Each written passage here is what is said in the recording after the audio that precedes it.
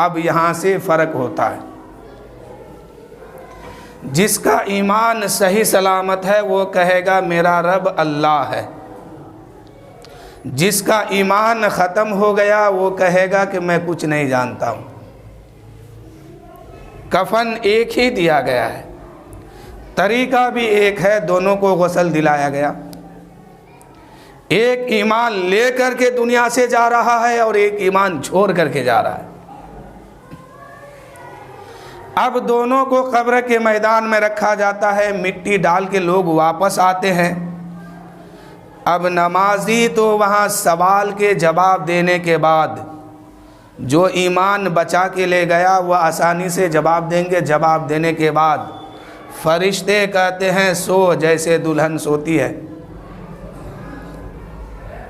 سو جیسے دلہن سوتی ہے تم سو جاؤ۔ قبر میں جنت کا بچھونا بچھایا جائے گا اس کے لیے، اور ایک بے نمازی اسی قبر میں جاتے ہیں، اس کو بھی وہی طریقے سے لے جایا گیا، نہلایا گیا، کفن دیا گیا، عطر میں ملبوس کیا گیا، جنازے میں کاندھا دیا گیا، نماز جنازہ ہوئی، اس کو بھی قبر میں رکھا گیا۔ فرق یہ ہے کہ اس کے پاس ایمان نام کی چیز موجود نہیں ہے، نماز نام کی دولت نہیں ہے، روزے جیسے عبادت نہیں ہے، سجدے اس کے پیشانی پر نہیں ہے، پیشانی خالی ہے، عمل ٹھیک نہیں ہے۔ اب قبر کی دنیا میں گیا، یہاں تو آپ نے اس کو کفن دیا ہے کپڑے کا، قبر میں وہ کفن جو ہے کپڑے کا نہیں، آگ میں تبدیل ہو جائے گا۔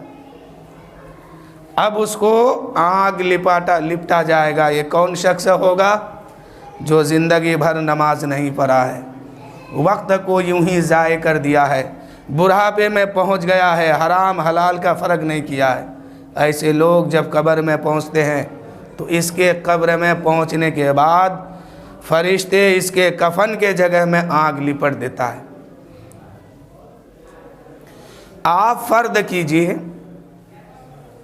مثال کے طور پر آپ جس جنازے کی نماز پڑھنے کے لیے آتے ہیں ساتھ میں، وہ جنازہ آپ کی ہو اگر تب، اور عمل آپ کا گڑبڑ ہے دنیا میں، تب وہاں آپ کیا کریں گے؟ آپ تو یہاں دنیا میں بڑی شان و شوکت سے جی لیا، زندگی بھی گزار لیا، لیکن عمل نہیں کر پایا۔ بازار عمل میں اعلیٰ حضرت عظیم البرکت فرماتے ہیں، بازار عمل میں سودا نہ بنا اپنا، بازار عمل میں سودا نہ بنا اپنا۔ جب سودا ہی یہاں نہیں بنا پائے تو وہاں کیا کریں گے؟ اور موت جو ہے صرف ایک بار ہر آدمی کے پاس آتی ہے، ایک بار کے بعد دوبارہ موت کبھی اس کے پاس نہیں آئے گی۔ موت کا ذائقہ صرف ایک بار لینا ہے، پھر جو زندگی ملے گی وہاں کی تیاری انسان کو کرنا چاہیے جہاں ہمیشہ اس کو رہنا ہے۔ رزق وہاں کی تلاش کرے، کھانا وہاں بھی چاہیے اس کو۔ جیسے زندہ آدمی دنیا میں ہے، جب تک اس کو کھانا پانی نہیں ملتا یہ سکون سے نہیں رہ سکتا ہے، ایسے ہی مرنے والے کو قبر میں اگر ثواب نہ ملے، نیکی صحیح سلامتی سے نہ ہو تو یہ بھی سکون سے نہیں رہ سکتا ہے۔ ضروری دونوں کے لیے ہے، ایک کے لیے کھانا ہے تو دوسرے کے لیے ثواب ہے۔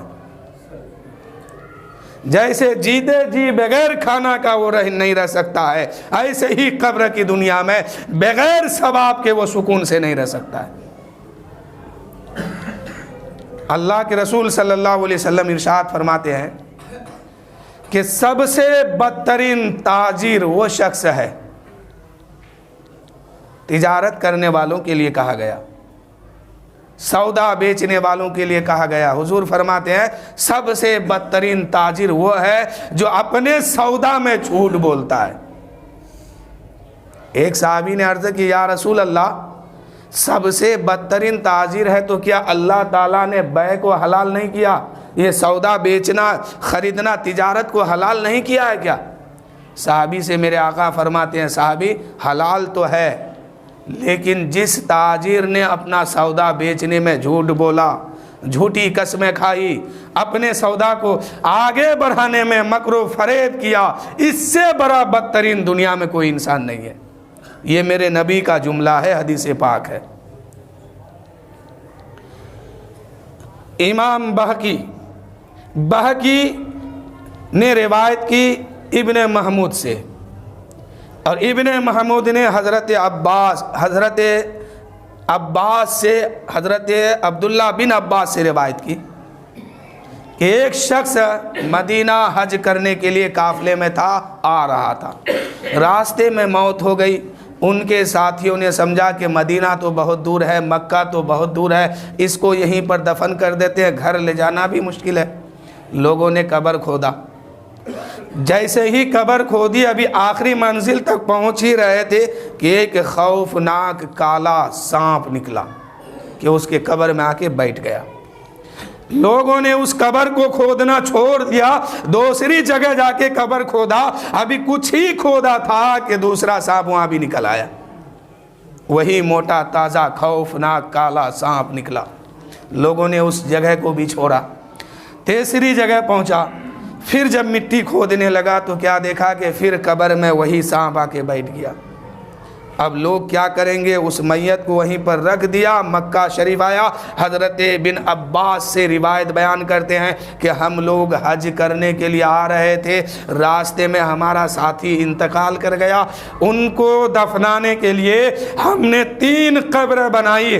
पहली कब्र खोदी तो उसमें एक सांप निकला मोटा सा, उस ज़मीन को छोड़ करके दूसरी जगह जाके हमने कब्र खोदी, वहाँ भी सांप निकला। तीसरी कब्र जब हमने बनाई तो वहाँ भी वही सांप मिला। हज़रत इब्न अब्बास कहते हैं कि लोगों, उसी सांप के साथ उसको दफन कर दो। कसम खुदा की, तुम जिस जगह भी उसके लिए कब्र बनाने जाओगे, हर जगह वो सांप तुम्हें वहाँ नजर आएगा। लोगों ने क्या किया, वापस आया, उसी कब्र में सांप के साथ उसको दफन किया। वो लोग हज करने गए, वापस घर गए। वापसी में उसकी बीवी से मुलाकात की। इरशाद फरमाते हैं कि तुम्हारे शोहर का कारोबार क्या था, ऐसे ऐसे माजरा सामने आया है। उनकी बीवी बोली कि मेरा शोहर तिजारत करता था, आटा बेचता था, लेकिन आटे के साथ लकड़ी का बुरादा मिला दिया था, और लकड़ी का बुरादा मिला करके आटे को बेचता था, और कम कीमत के आटे को ज्यादा भाव दे करके बेचता था। इसलिए उसके साथ यह मंजर पेश आया है। इसलिए तिजारत करने वाले लोग बड़ी संभल के तिजारत करना चाहिए, इसलिए कि आपकी ज़िंदगी यहाँ चंद दिनों की है। अगर मिसाल के तौर पर आप 40 साल का हैं तो 10 साल और रहेंगे, 15 साल रहेंगे, ज़्यादा से ज़्यादा 20 साल। उसके बाद तो आँख बंद होगी, फिर हिसाब शुरू होगा। एक बुजुर्ग इंतकाल कर गए, उसको किसी ने ख्वाब में देखा, पूछा, हुजूरे वाला आप इंतकाल जो किए, कब्र की दुनिया में गए, तो अल्लाह ताला ने आपके साथ क्या सुलूक किया? उसने कहा, जैसे ही मैं कब्र की दुनिया में गया, आँख खुली तो अल्लाह ताला ने मेरे सामने 50,000 सहीफे ला के रख दिया। फरिश्तों को हुक्म हुआ कि इसके कब्र में रखो। मैंने अर्ज़ की, मौला ये सहीफ़ा क्या है, ये कौन सी चीज़ है, मेरे सामने क्यों आई? अल्लाह ने फरमाया, ऐ मेरे बंदे, दुनिया में तू रहता था, तिजारत करता था, तुम्हारा लेन देन 50,000 आदमी के साथ हुआ था। हर आदमी का लेन देन इस सहीफे में मौजूद है जो तुम्हारे नामे आमाल में है। अब उस शख्स ने कहा कि मैंने एक एक सहीफा पलट पलट के देखा, तो जिस आदमी को जिस कीमत में, जिस भाव में अपना सौदा दिया था, वो सौदा भी लिखा हुआ है, वो कीमत भी लिखी हुई है, वो वक्त भी लिखा हुआ है। मिसाल के तौर पर एक दुकानदार अगर सौदा बेचा 10 साल में 2 अरब लोग उसके पास आया सौदा खरीदने, तो ये 2 अरब का हिसाब उसके नामे आमाल में मौजूद है। और कल क़यामत के मैदान में सबका हिसाब उसको अकेले देना होगा। जितना तिजारत अच्छे से किए हैं, नेक इरादे से किए हैं, वो तो पास हो जाएंगे, लेकिन जितने लोगों को गलत तरीके से अपनी दौलत बेचने के लिए, अपनी दौलत बढ़ाने के लिए सौदा किया, इसका हिसाब उसको देना होगा। और जितना तो अच्छे नेक अमाल के ज़रिए किए, उसमें तो वो पास हो जाएंगे। आका करीम सल्लल्लाहु अलैहि वसल्लम इरशाद फरमाते हैं, मैदान महशर में 3 शख्स ऐसे होंगे जिस पर अल्लाह ताला निगाह रहमत नहीं फरमाएगा। اس کو پاک بھی نہیں کرے گا، اس پر کرم کی بارش بھی نہیں برسائے گا، اس کو کرم کی نگاہ سے دیکھے گا بھی نہیں، اور وہ شخص ایسا اتنا بڑا بدکار ہوگا کہ اللہ اس کے طرف نگاہ رحمت نہیں دیکھے گا، اور آخر میں وہ شخص کو جہنم میں جلنا ہوگا۔ صحابہ نے عرض کی یا رسول اللہ اتنے خطرناک لوگ دنیا میں کون ہیں؟ میرے نبی صلی اللہ علیہ وسلم ارشاد فرماتے ہیں کہ پہلے نمبر کا وہ شخص ہوگا جو کپڑا لٹکا کے پہنتا ہے، یعنی پیر کے پاس جو ہڈی ہے جس کو کیا بولتے ہیں، ٹخنا بولا جاتا ہے، اس ٹخنے سے نیچے جو کپڑا پہنتا ہے، لنگی ہو یا پینٹ ہو، ایسے لوگوں کے طرف اللہ تعالیٰ نگاہ رحمت قیامت کے دن نہیں فرمائے گا۔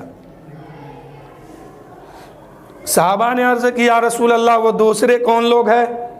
میرے نبی صلی اللہ علیہ وسلم ارشاد فرماتے ہیں دوسرے وہ لوگ ہیں جو کسی پر احسان کر کے احسان جتلاتا ہے۔ مثال کے طور پر آپ نے مسجد میں چندہ دیا 1000 روپے، مثال کے طور پر کسی غریب کی بیٹی کے شادی میں 1000 روپے چندہ دیا، کسی قبرستان کے نام پہ دیا، کہیں دین کے نام پہ دیا، کہیں یتیموں کو اتنے پیسے آپ نے دیا، اور پھر لوگوں کے بیچ میں جا کے اس پر احسان کرتے ہیں، تو ایسے لوگوں کے طرف نگاہ رحمت کل بروز قیامت نہیں فرمایا جائے گا، یہ لوگ جہنم میں جائیں گے۔ صحابہ نے عرض کی یا رسول اللہ وہ تیسرے کون لوگ ہیں؟ تو میرے نبی فرماتے ہیں کہ جو لوگ اپنی تجارت میں، اپنے کاروبار میں جھوٹی قسم کھاتا ہے، تجارت کرنے میں، تجارت سمجھتے نا اپنی سودا بازی کرنے میں، تجارت کرنے میں جھوٹی قسمیں تو بہت دور کی بات، سچی قسمیں بھی کھانے سے منع کیا گیا ہے۔ میرے نبی فرماتے ہیں اگر تم تجارت کرتے ہو، تاجر ہو، تو جھوٹی قسمیں تو مت کھاؤ، سچی قسمیں بھی مت کھاؤ، جو تمہارے پاس سودا ہے اس کی حقیقت تم اسے دکھاؤ اور اسے بیچ ڈالو، یہ سچا تاجر ہے۔ اور تجارت میں منافع کیا ہے؟ کچھ لوگ کہتے ہیں کہ آٹے میں نمک کے برابر فائدہ لینا چاہیے، یہ جملہ سراسر غلط ہے، یعنی 1 کلو آٹا میں 1 دانہ نمک کے برابر فائدہ لینا یہ بھی غلط ہے، 1 کلو آٹا میں کچھ بڑھا کے فائدہ لینا یہ بھی غلط ہے۔ امام اہل سنت اعلیٰ حضرت عظیم البرکت لکھتے ہیں کہ ایک کاغذ کے پرزے کو، ایک کاغذ کے ٹکڑے کو اگر کوئی چاہے تو 1000 روپے میں بھی بیچ سکتا ہے، یعنی جس کی قیمت 1 روپیہ ہے اس کو 1000 منافع میں وہ بیچ سکتا ہے، شرط یہ ہے کہ اس میں جھوٹ شامل نہ ہو، جھوٹی قسمیں نہ ہو اور جھوٹی بات اس میں شامل نہ ہو، تو وہ جتنا منافع لینا چاہے لے۔ منافع میں شریعت نے کوئی قید نہیں لگائی ہے کہ اتنے روپے کے سامان تم نے بیچا ہے تو اتنا روپیہ تم اس سے منافع لو، شریعت نے ایسی کوئی قید نہیں لگائی ہے، جو جتنا منافع لینا چاہے لے سکتا ہے۔ 10 روپے کے آٹا میں 100 روپے منافع وہ لے سکتا ہے، شرط یہ ہے کہ جو آٹا آپ بیچ رہے ہیں اس کی حقیقت جو آپ جانتے ہیں، لینے والے کو بھی اس کی حقیقت کو بتا دیجئے۔ یہ نہیں کہ قسم سے ہم نے 8 روپے میں خریدا ہے 2 روپے میں، 2 روپے کے سامان کو بیچتا ہے 50 روپے میں اور قسم کھاتا ہے کہ ہم 45 روپے میں نہیں دے سکتے ہیں، 45 کیا ہم قسم کھاتے ہیں کہ 46 روپے میں خریدے ہیں اور خریدا ہے 5 روپے میں، یہ ہے جھوٹی قسم۔ کیا ضرورت تھا آپ کو کھانے کی؟ ارے جتنا تقدیر میں آپ کا لکھا گیا کہ ایک دن میں اتنے روزی تم کو دیے جائیں گے، اتنا ہی مال تیرے دکان میں بکے گا، اس سے زیادہ نہیں بک سکتا ہے۔ اگر جھوٹی قسمیں نہیں کھاتے تو اسی 50 روپیہ کو لیتے تو حلال کے طریقے پہ آتا اور اس کو کھاتے تو حلال ہوتا۔ اب تو وہ پیسہ حرام ہو گیا کیونکہ آپ نے جھوٹی بات بول کر کے اس کو بیچا ہے، اب وہ منافع لینا بھی حرام ہو گیا۔ اب اس کو کھائیں گے، پیٹ میں جائے گا، اس سے خون بنے گا، گوشت بنے گا، کل میدان محشر قائم ہوگا۔ آپ دنیا میں جو بھی کیے ہیں وہ ساری بات بعد میں ہوگی، جو ٹکڑا گوشت کا آپ کے پیٹ میں، آپ کے جسم میں حرام روزی سے بنا ہے، اس کو جلانے کے لیے آپ کو جہنم میں ڈالا جائے گا۔ یعنی جنت میں کوئی بھی شے حرام کا نہیں جائے گا۔ اس لیے آپ منافع لیجئے، منافع لینے میں کوئی قید نہیں ہے، کوئی بات اس میں طے نہیں کیا گیا کہ آپ اتنا منافع لیں، اس سے زیادہ نہیں، آپ جتنا چاہے لے سکتے ہیں، لیکن سچائی پہ چل کے سچ بات بول کر کے کوئی گراہک آپ سے یہ نہیں پوچھتا ہے کہ آپ نے کتنے میں خریدا ہے، آپ خود اسے بتاتے ہیں کہ ہم نے اتنا میں خریدا ہے۔ آپ نہیں بھی بتائیں گے تو وہ سودا ضرور ہوگا، وہ دولت ضرور بکے گی آپ کی دکان سے، لیکن آپ کو تو جھوٹ بول بول کے عادت ہو گیا ہے، بولنا ہی ہے، کسی طریقے سے ہم اپنی دولت کو بنائیں، لیکن اس کا خیال نہیں ہے کہ کل میدان معاشر ہوگا، ایک ایک رتی کا حساب دینا ہوگا۔ اگر 100 گراہک ایک دن میں آپ کے دکان میں آتا ہے تو ان کو جو آپ دے رہے ہیں، اس سے جو پیسہ لے رہے ہیں، اس کا حساب آپ کو میدان معاشر میں دینا ہوگا کہ کتنے کو آپ نے جائز طریقے سے دیا ہے اور کتنے کو غلط طریقے سے دیا ہے، کتنے کو ٹھگا ہے، کتنے کو فریب دے کر کے لیا ہے پیسہ، سارے حساب دینا ہوگا۔ اگر یہ لوگ 100 گراہکوں کو آپ نے ایمانداری سے سودا بازی کی تو پھر انشاءاللہ کل بروز محشر آسانی کے ساتھ اس کا حساب دے کے آپ گزر جائیں گے۔ اور اگر کسی کو ٹھگ کر کے پیسہ لیا، فریب دے کر کے پیسہ لیا، دھوکہ بازی دے کر کے لیا، تو وہ انسان وہاں دعویٰ کرے گا اور آپ کو وہاں اس کا حساب دینا ہوگا۔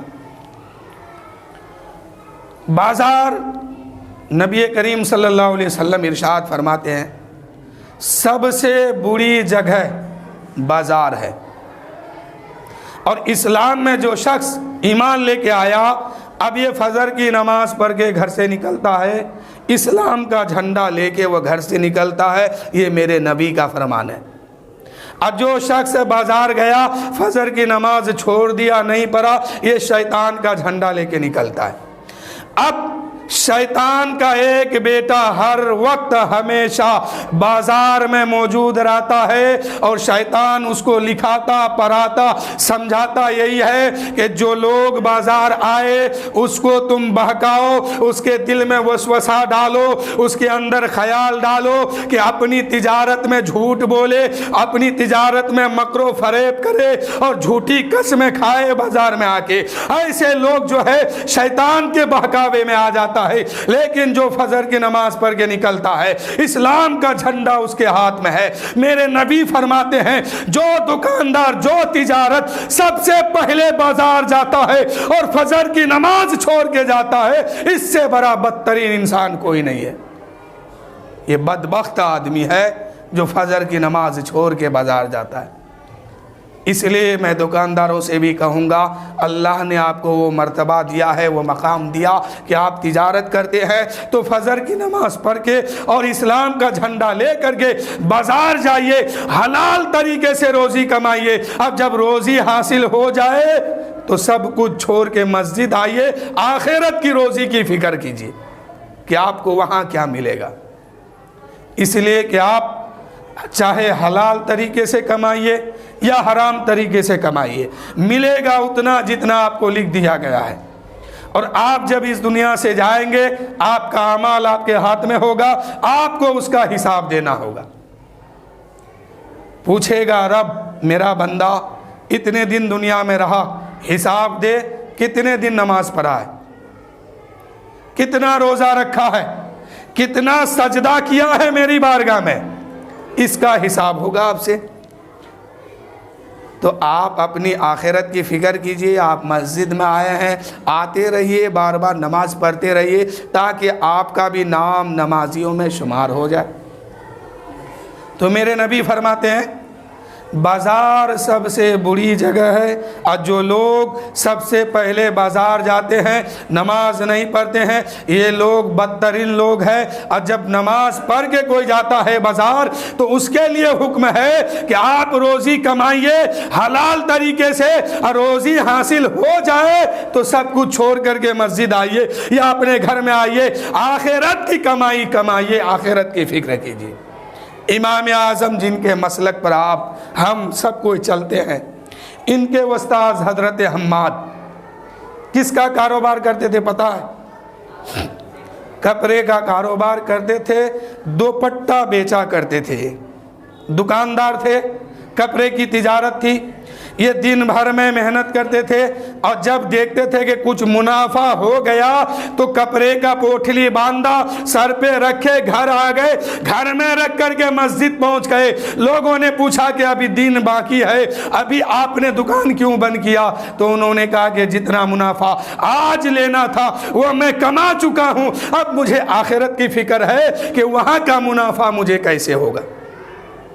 یہ منافع مت چھوڑیے، اگر یہ منافع آپ کے ہاتھ سے جا رہا ہے تو پھر آپ کو میدان محشر میں اور قبر کی دنیا میں ہمیشہ رونا ہی پڑے گا، اور آخرت میں ٹھکانہ پھر جہنم ہوگی۔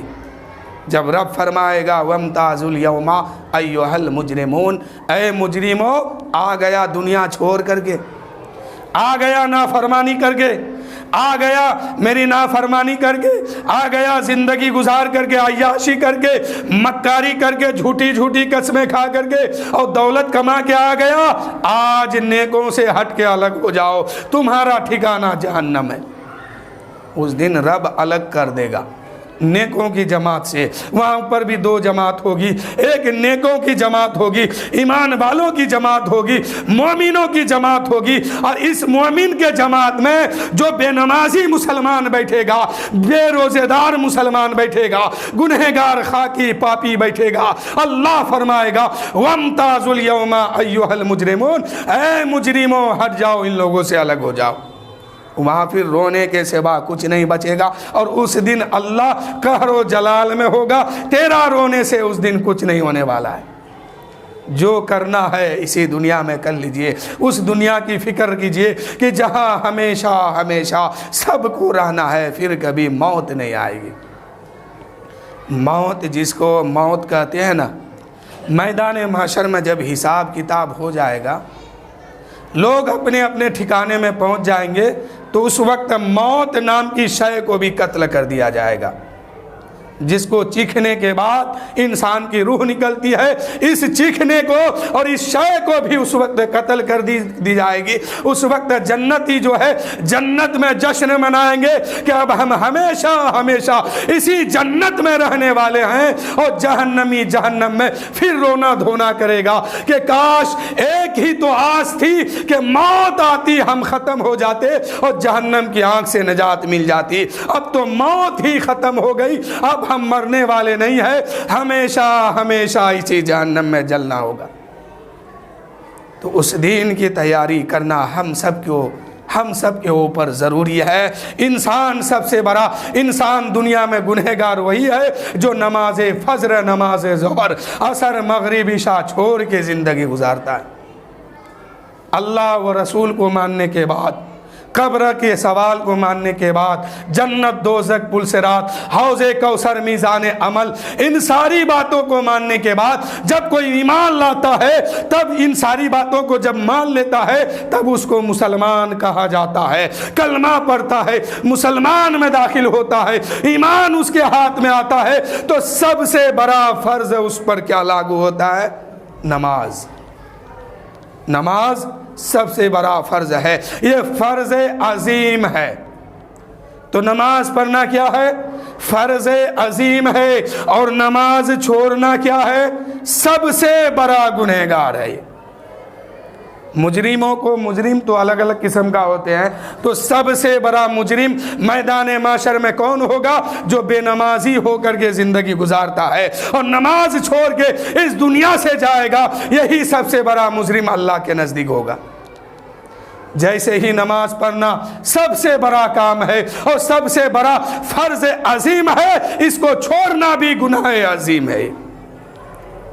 جتنا بڑا، جتنی اہمیت نماز کی ہے، جتنی پابندی تاکید نماز پڑھنے کی کیا گیا ہے، اتنے ہی سختی سے کہا گیا کہ نماز چھوڑو گے اتنا دن تم کو جہنم میں جلایا جائے گا۔ تو سب سے بڑا مجرم کون ہوا؟ یہ مت سمجھیے کہ میں آپ کو نشانہ بنا رہا ہوں، نہیں، عام مسلمانوں کے لیے ہے، سب کے لیے ہے۔ حضور کی حدیث کسی ایک آدمی کے لیے نہیں ہے، اسلام کا قانون کسی ایک گاؤں والے کے لیے نہیں ہے، شریعت کی بات کسی ایک مذہب کے لیے نہیں ہے، کسی ایک لوگوں کو اور خاندان کے لیے نہیں ہے، سب کے لیے ہے۔ جو مانے گا وہ ہدایت پائے گا اور جنت میں جائے گا، اور جو نہیں مانے گا وہ گمراہ ہوگا، آخر میں اس کو جہنم میں جلنا ہوگا۔ تو نماز جو فرض ہے ہر عاقل و بالغ مومن مومنہ عورت مرد پر فرض ہے۔ تو میرے دوستو، سب سے بڑا ثواب کا کام اور سب سے بڑا فرض جو ہے فرض عظیم نماز ہے، اور اس کو چھوڑنا سب سے بڑا مجرم وہ ہوگا اور سب سے بڑا گنہگار بھی وہی ہوگا۔ اس لیے نماز کسی بھی صورت میں معاف نہیں ہے۔ آپ نماز پڑھیے، مسلمان ہیں، کلمہ پڑھے ہیں، ایمان لائے ہیں، تو آپ پر فرض ہے کہ نماز کسی بھی صورت میں مت چھوڑیے۔